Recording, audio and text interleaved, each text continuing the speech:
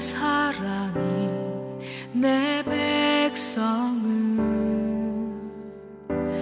포기 못하니 내 모든 것 내어주고 나 그들을 얻으리라. 여호와께 돌아가자. 우린 돌아서도 그는 변치 않네. 여호와께 돌아가자. 우린 넘어져도 그 사랑 영원하네.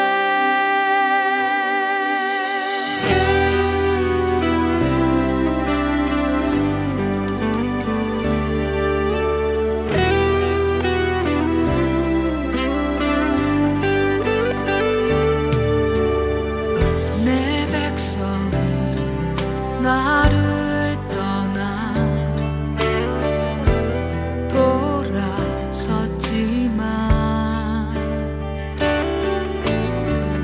내 사랑이 내 백성을 포기 못하니 내 모든 것 내어주고 나 그들을 얻으리라. 여호와께 돌아가자. 우린 돌아서도 그는 변치 않네. 여호와께 돌아가자. 우린 넘어져도 그 사랑 영원하네. 사랑을 오래 참고 자신을 내어주네. 서로 살아갈 때 세상은 주보내. 사랑은 절대 지지 않네. 사랑을 오래 참고 자신을 내어주네. 서로 살아갈 때 세상은 주보내. 사랑은 절대 지지 않네. 여호와께 돌아가자. 우린 돌아서도 그는 변치 않네. 여호와께 돌아가자. 우린 넘어져도 그 사랑 영원하네. 여호와께 돌아가자. 우린 돌아서도 그는 변치 않네. 여호와께 돌아가자. 우린 넘어져도 그 사랑 영원하네. 여호와께 돌아가자. 우린 돌아서도 그는 변치 않네. 여호와께 돌아가자. 우린 넘어져도 그 사랑 영원하네.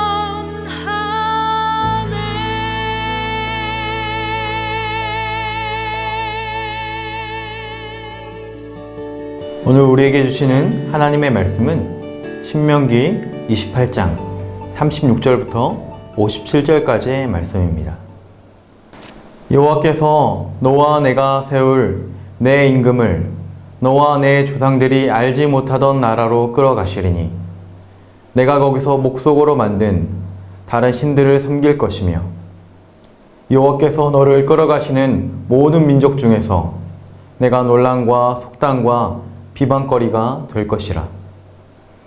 내가 많은 종자를 들에 뿌릴지라도 메뚜기가 먹음으로 거둘 것이 적을 것이며 내가 포도원을 심고 가꿀지라도 벌레가 먹음으로 포도를 따지 못하고 포도주를 마시지 못할 것이며 내 모든 경내에 감람나무가 있을지라도 그 열매가 떨어지므로 그 기름을 내 몸에 바르지 못할 것이며 내가 자녀를 낳을지라도 그들이 포로가 되므로 너와 함께 있지 못할 것이며 내 모든 나무와 토지 소사는 메뚜기가 먹을 것이며 너희 중에 우고하는 이방인은 점점 높아져서 내 위에 뛰어나고 너는 점점 낮아질 것이며 그는 내게 구워줄지라도 너는 그에게 구워주지 못하리니 그는 머리가 되고 너는 꼬리가 될 것이라. 내가 내 하나님 여호와의 말씀을 청종하지 아니하고 내게 명령하신 그의 명령과 규례를 지키지 아니하므로 이 모든 저주가 내게 와서 너를 따르고 내게 이르러 마침내 너를 멸하리니 이 모든 저주가 너와 내 자손에게 영원히 있어서 표징과 훈계가 되리라. 내가 모든 것이 풍족하여도 기쁨과 즐거운 마음으로 내 하나님 여호와를 섬기지 아니함으로 말미암아 내가 줄이고 목마르고 헐벗고 모든 것이 부족한 중에서 여호와께서 보내사 너를 치게 하실 적군을 섬기게 될 것이니 그가 철 멍에를 내 목에 메어 마침내 너를 멸할 것이라. 곧 여호와께서 멀리 땅끝에서 한 민족을 독수리가 날아오는 것 같이 너를 치러 오게 하시리니 이는 내가 그 언어를 알지 못하는 민족이요 그 용모가 흉악한 민족이라. 노인을 보살피지 아니하며 유아를 불쌍히 여기지 아니하며 내 가축의 새끼와 내 토지의 소산을 먹어 마침내 너를 멸망시키며 또 곡식이나 포도주나 기름이나 소의 새끼나 양의 새끼를 너를 위하여 남기지 아니하고 마침내 너를 멸절시키리라. 그들이 전국에서 내 모든 성읍을 에워싸고 내가 의뢰하는 높고 견고한 성벽을 타올며 내 하나님 여호와께서 내게 주시는 땅의 모든 성읍에서 너를 에워싸리니 내가 적군에게 에워싸이고 맹렬한 공격을 받아 곤란을 당함으로 내 하나님 여호와께서 내게 주신 자녀 곧 내 몸의 소생의 살을 먹을 것이라. 너희 중에 온유하고 연약한 남자까지도 그의 형제와 그의 품의 아내와 그의 남은 자녀를 미운 눈으로 바라보며 자기가 먹는 그 자녀의 살을 그중 누구에게든지 주지 아니하리니 이는 내 적군이 내 모든 성읍을 에워싸고 맹렬히 너를 쳐서 곤란하게 하므로 아무것도 그에게 남음이 없는 까닭일 것이며 또 너희 중에 온유하고 연약한 부녀 곧 온유하고 연약하여 자기 발바닥으로 땅을 밟아보지도 아니하던 자라도 자기 품의 남편과 자기 자녀를 미운 눈으로 바라보며 자기 다리 사이에서 나온 태와 자기가 낳은 어린 자식을 남몰래 먹으리니 이는 내 적군이 내 생명을 에워싸고 맹렬히 쳐서 곤란하게 함으로 아무것도 얻지 못함이리라. 아멘. 할렐루야. 오늘도 예배하는 심령마다 우리 하나님의 사랑과 은혜가 가득하시기를 간절히 축복합니다. 이제 봄이 지나가고 점점 날씨가 더워지면서 여름이 다가오고 있음을 느낍니다. 여름이 다가오면 더워지는 것도 있지만 모기와 파리 같은 벌레들이 많이 생겨납니다. 그런데 이런 파리 같은 곤충은 음식물이나 쓰레기통에서 썩은 냄새를 맡고 찾아갑니다. 반면에 같은 곤충이지만 벌은 향기로운 꽃을 찾아다닙니다. 꽃이란 그릇에는 향기로운 꿀이 담겨져 있기 때문입니다. 마찬가지로 성경은 우리의 마음의 그릇 안에 순종이 담겨 있으면 축복이 날아들고 불순종이 담겨 있으면 저주와 재앙이 날아든다고 말씀합니다. 그러므로 우리는 순종의 그릇을 담고 있어야 합니다. 오늘 말씀을 통해서 하나님의 말씀에 순종하는 심령이 되시기를 소망합니다. 오늘 본문의 말씀은 어제 말씀에 이어 이스라엘이 하나님을 떠날 때 그들이 받게 될 저주에 관해서 설명해 주고 있습니다. 그리고 그 저주와 징벌은 그들이 불순종할수록 더욱더 강하게 나타납니다. 구체적으로 38절부터 44절에 보면 그들은 궁핍해지며 놀림거리가 됩니다. 그들이 노력해서 포도를 심고 감람나무가 있을지라도 아무런 소득을 얻지 못하게 될 것이라고 합니다. 즉, 농사를 지어도 결국 수확을 하지 못해 궁핍해지는 삶을 살게 된다는 것입니다. 또한 그들이 이방 땅에 잡혀가 그 이방 땅의 신들을 믿으며 이방 사람들의 놀림거리가 됩니다. 그들이 자녀를 낳아도 포로가 되어 빼앗기고 삶의 밑바닥으로 떨어지게 됩니다. 두 번째 임하는 저주는 48절부터 57절에 있는 것처럼 전쟁으로 모든 것을 잃어버리게 됩니다. 이스라엘은 과거 400년이 넘도록 애굽에서 비참한 종살이를 했습니다. 그런데 그들이 불순종할 때 적군들이 침공하여 그들을 또 한 번 노예로 만들고 이스라엘은 혹독한 압제를 당하게 됩니다. 이 과정에서 모든 가축과 그들의 소산물을 수탈당합니다. 그리고 먹을 것이 없어 급기야 자기가 낳은 자녀를 먹는 일까지 발생한다고 합니다. 이것보다 더 큰 비극은 없을 것입니다. 사랑하는 성도 여러분, 이와 같이 비참한 저주가 그들에게 임하는 이유는 무엇일까요? 45절이 그 이유를 말씀해 줍니다. 45절은 이렇게 기록되어 있습니다. 내가 내 하나님 여호와의 말씀을 청종하지 아니하고 내게 명령하신 그의 명령과 규례를 지키지 아니하므로 이 모든 저주가 내게 와서 너를 따르고 내게 이르러 마침내 너를 멸하리니. 결국 하나님의 말씀을 듣지 않고 불순종하여 이 모든 저주가 임하게 될 것이라는 것입니다. 하나님은 그들에게 약속하셨습니다. 그들이 하나님의 말씀에 순종하면 하나님의 복이 임하지만 그들이 하나님의 말씀에 불순종하면 이와 같은 저주가 임하게 된다는 것입니다. 그런데 중요한 것은 오늘 본문의 말씀이 선포되고 있는 시점입니다. 하나님은 이 저주의 말씀을 지금 시행하고 계신 것이 아닙니다. 이 말씀은 그들이 가나안에 들어가기도 전에 모압 평지에서 주신 말씀입니다. 즉 이스라엘은 지금 저주를 당하고 있는 것이 아니라 하나님께 경고를 받고 있는 것입니다. 그리고 그 이유는 절대로 그 길로 가지 않기 원하시는 하나님의 간절한 마음을 보여주는 것입니다. 우리가 여름철에 계곡이나 물놀이 장소에 가면 수영 금지, 다이빙 금지 같은 경고문을 볼 수 있습니다.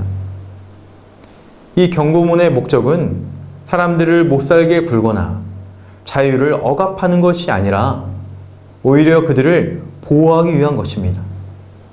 마찬가지로 하나님은 이스라엘 백성들을 죄로부터 보호하시기 위해서 말씀하고 계십니다. 그러나 우리가 잘 알다시피 이스라엘 백성들이 가나안 땅에 들어간 이후에 그들의 모습은 어떠했습니까?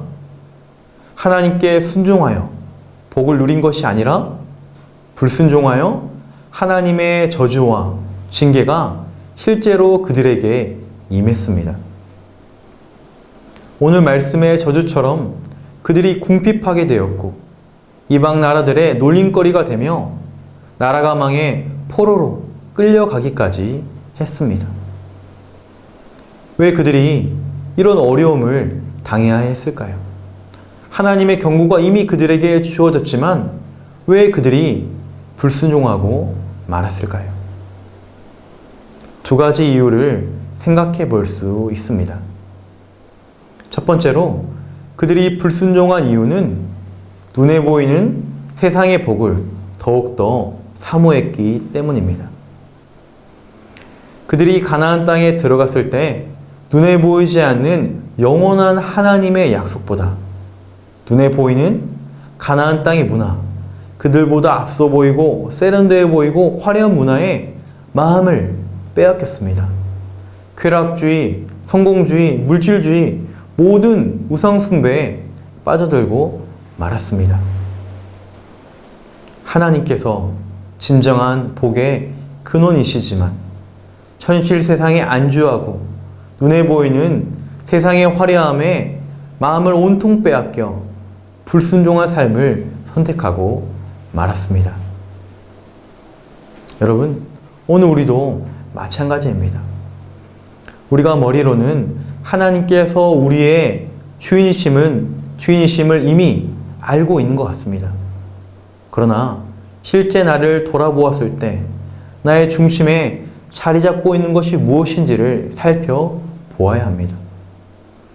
오늘 하루를 살아갈 때 나를 기대하게 하고 나에게 관심을 갖게 하고 혹은 나를 두렵게 하거나 걱정하게 하는 것들이 무엇인지를 점검해야 합니다.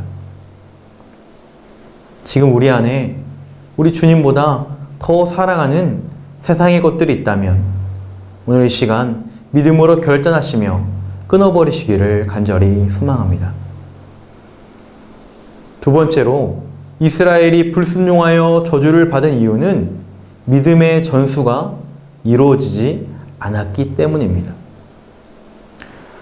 오늘 본문에서 말씀을 듣고 있는 세대는 하나님을 경험한 세대였습니다.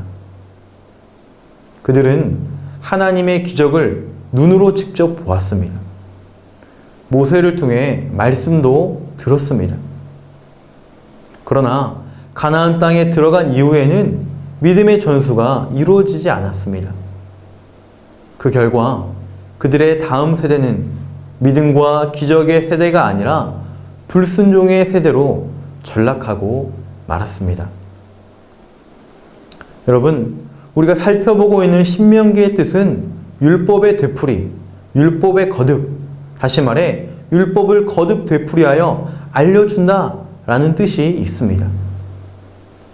신명기는 본인은 물론 다음 세대인 자녀들에게도 말씀을 부지런히 잘 가르치도록 명령하고 있습니다. 신명기 6장 6절부터 7절은 이렇게 기록되어 있습니다. 오늘날 내가 내게 명하는 이 말씀을 너는 마음에 새기고 내 자녀에게 부지런히 가르치며 집에 앉았을 때에든지 길에 행할 때에든지 누웠을 때에든지 일어날 때에든지 이 말씀을 강론할 것이며. 아멘. 하나님은 그들이 가나안 땅에 들어가서 그들의 자녀들에게 무엇을 가르쳐야 할지를 분명하게 말씀하셨습니다. 그것은 말씀의 유산이었습니다. 그러면 그들이 그 땅, 그 가나안 땅에서도 잘 될 것이라는 것입니다. 사랑하는 성도 여러분, 오늘 우리의 다음 세대에게 물려줘야 할 것은 무엇일까요? 너무나도 분명합니다. 바로 하나님의 말씀, 이 하나님의 말씀입니다. 이 말씀의 유산이 다음 세대까지 반드시 이어져야 합니다. 하나님의 말씀이 그들의 삶의 기준이 되고 하나님의 말씀이 그들을 통치하여 그들을 옳은 길로 인도하는 믿음의 유산이 되어야 할 줄 믿습니다. 이를 위해서 먼저 믿음의 길을 걷고 계신 어른 세대들이 다음 세대들에게 신앙의 본을 보여주시기를 바랍니다. 그리고 다음 세대를 위해서 마음 모아 기도해 주시기를 바랍니다. 우리의 다음 세대는 더욱 어렵고 더욱 힘든 시대를 살고 있습니다. 황폐하고 어지럽고 혼탁한 세상을 살아가는 우리의 다음 세대들이 믿음을 잃지 않도록 그리고 하나님만을 섬기는 믿음의 세대가 될 수 있도록 중보와 사랑에 큰 관심을 보여주시기를 바랍니다. 그래서 우리의 다음 세대도 순종하는 믿음의 세대가 되어 하나님의 축복을 받아 믿음의 유산이 우리 주님 오시는 그날까지 흘러갈 수 있기를 간절히 소망합니다. 이 시간 말씀을 기억하시면서 함께 중보하기를 원합니다. 썩어질 세상에 화려한 복이 아니라 영원한 하늘의 복을 사모하는 심령이 되게 하옵소서.